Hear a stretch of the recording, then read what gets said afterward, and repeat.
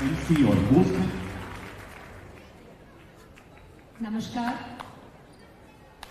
अरे भाई, 2 साल के बाद हम लोग सब मिल पा रहे हैं, ऐसे इकट्ठा हो पा रहे हैं। एक बार आप सभी का बहुत बहुत स्वागत है।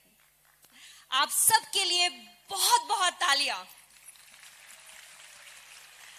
कितना अच्छा लगता है ना ऐसे सब एक जगह जमा होकर जब मिलते हैं। इसको कितना मिस किया हमने। आप सभी का बहुत बहुत स्वागत है। बाबा साहब का जीवन हम सभी के लिए एक प्रेरणा है। बाबा साहब का सपना था एक ऐसा समाज जहां सबको बराबरी का हक मिले। दिल्ली सरकार ने अच्छे स्कूल और अस्पताल बनाकर, मुफ्त बिजली और पानी देकर अपने हर काम से बाबा साहब के सपनों को पूरा करने की पूरी कोशिश की है।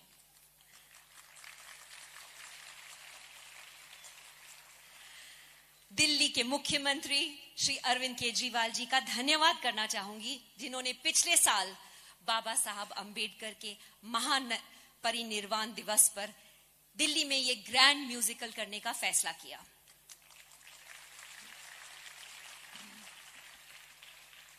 कोविड के चलते हमें इस प्रोग्राम को पोस्टपोन करना पड़ा, पर आज हमें इस शो को सभी दिल्ली वालों के सामने लाने का मौका फिर से मिला। इस शो से बाबा साहब का संदेश, उनके विचार, उनकी वैल्यूज दिल्ली के हर नागरिक, हर बच्चे बूढ़े के दिल तक पहुंचेंगी। मैं माननीय मुख्यमंत्री श्री अरविंद केजरीवाल जी से निवेदन करती हूं कि वो मंच पर आकर बाबा साहब के सम्मान में 2 शब्द कहें और इस शो का शुभारंभ करें।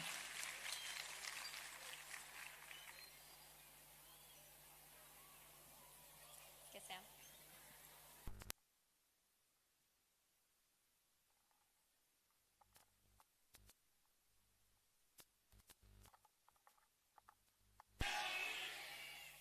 मुझे बेहद खुशी है कि आज बाबा साहब अंबेडकर के जीवन पे ये शो शुरू होने जा रहा है दिल्ली के अंदर। बहुत दिन से हम लोग प्लानिंग कर रहे थे, 1-2 साल से, कि उनके जीवन को जन जन तक कैसे पहुंचाया जाए।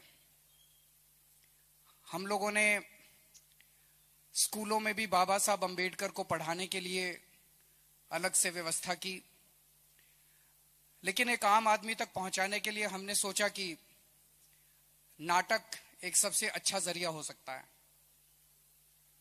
बाबा साहब अंबेडकर का जीवन बेहद प्रेरणादायी है।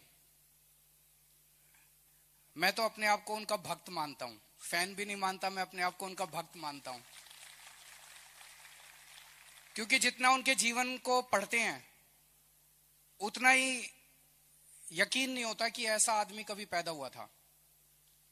एक बार आइंस्टाइन ने गांधी जी के बारे में बोला था that the future generations will refuse to believe that such a man walked on earth in flesh and blood, कि आने वाली नस्लें यकीन नहीं करेंगी कि ऐसा व्यक्ति कभी इस धरती पे पैदा हुआ था। आइंस्टाइन ने ये गांधी जी के बारे में कहा था, लेकिन मुझे लगता है ये बाबा साहब अंबेडकर पे पूरी तरह से फिट होता है।